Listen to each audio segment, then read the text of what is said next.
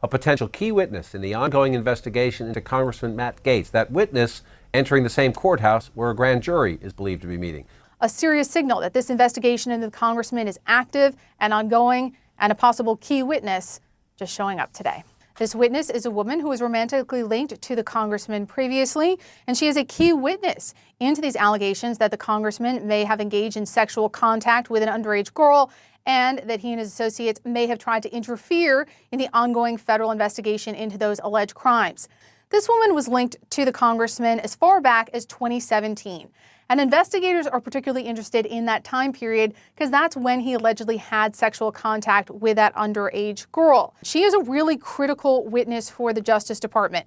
We know federal investigators are looking at whether he may have had sex with this underage girl, whether he engaged in sex trafficking, and whether he and his associates tried in any way to interfere in that investigation. If prosecutors believe that they have enough evidence to charge a crime, that is a decision that would likely have to go all the way to the Attorney General because, of course, charging a sitting congressman is a serious matter.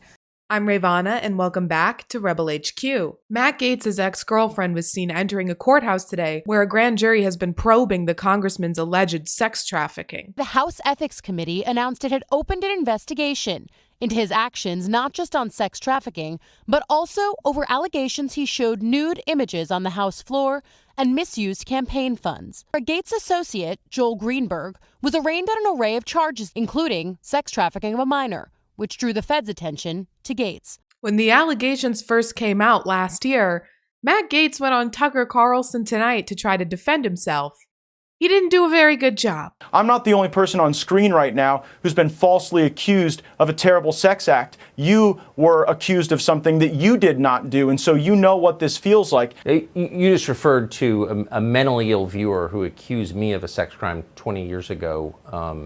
And of course, it was not true. I'd never met the person. I can say that actually you and I went to dinner about 2 years ago. Your wife was there, and I brought a friend of mine. You'll remember her. I don't remember the woman you're speaking of or the context at all, honestly. Matt Gaetz is most likely referring to the ex-girlfriend who was seen going into court today. I would like to know who. So they're saying there is a 17-year-old girl who you had a relationship with. Is that true? And who are they? Who is this girl? What are they talking about, the New York Times? The person doesn't exist. I have not had a relationship with a 17-year-old. That is totally false. The allegation, as I read it in the New York Times, is that I've traveled with some 17-year-old in some relationship. That is false, and records will bear that out to be false. That was one of the weirdest interviews I've ever conducted. Whether or not federal charges will be brought against Matt Gaetz is still unknown, and it could be a while before they decide whether or not to do so. We also don't know whether or not the allegations against Matt Gaetz are true, but what we do know is that his sister-in-law had a lot to say about the congressman. So last summer when I was living in DC and interning there, Matt had just started dating my sister, and he had a friend that I had met and kind of knew that was around Matt's age. This guy kept telling me, like, oh, Matt told me I should ask you out, like that we'd be great together, yada, yada. And I would just make jokes and be like, haha, like I'm 19, like that's weird. He later like texted me and was like, oh, sorry about what I said. I just wanted to get Matt off my back. Like Matt told me I should ask you out. So come Thanksgiving, when I finally had the chance to see him face to face, I was straight up with him. And I was like,